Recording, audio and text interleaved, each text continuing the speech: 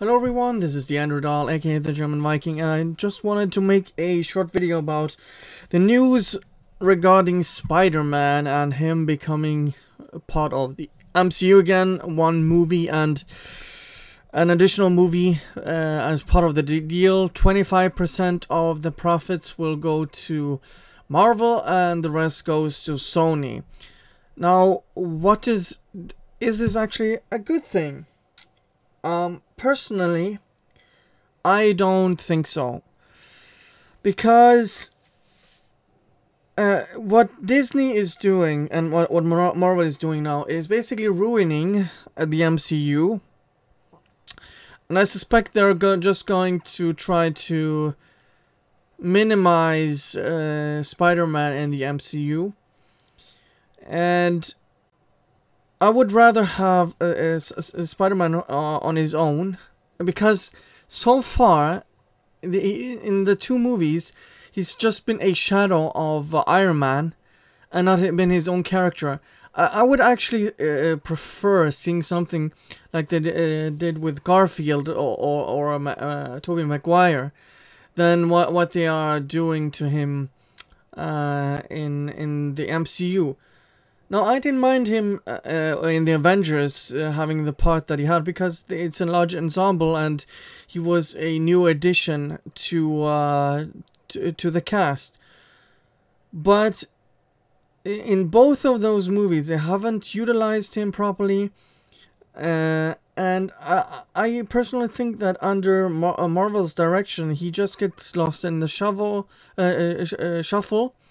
and he doesn't really have his own identity. The identity is that he is basically the guy who is taking over Iron Man, who got mentored, and what happened with great responsibility. With great power comes great responsibility, and that whole lesson and philosophy that gets put into Peter Parker.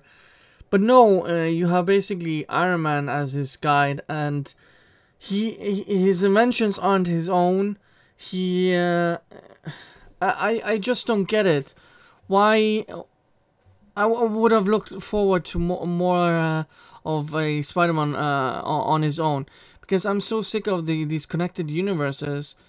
Have standalone movies, perhaps with some vague references to a bigger universe, but let the movies stand on themselves. That's why Iron Man 2 didn't do so well, in my opinion.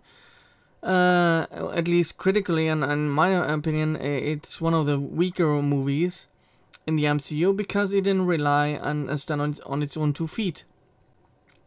And you have other movies in the MCU as well.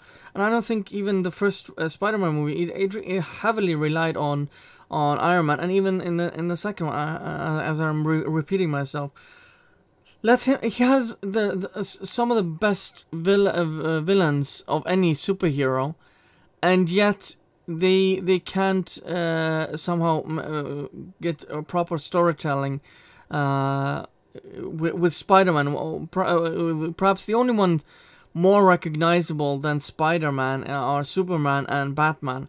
So he's a top 3 at least of most recognizable superheroes on the planet.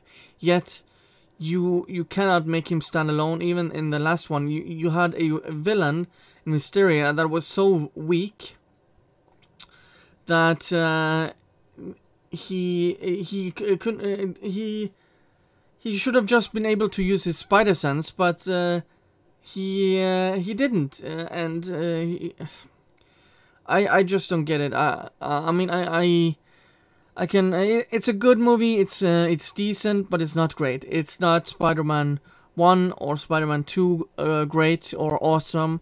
I even prefer the first Spider-Man movie with Garfield, to be honest. And not everything related to Disney, because looking at the top 3 grossing movies of 2019 are Endgame, Captain Marvel, and Spider-Man.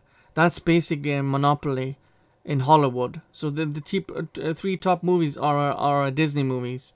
Basically, Sony, I don't know how big of a role they have in Spider-Man movies. And is it really a good thing? I want Spider-Man to be his own character, not Iron Man Jr.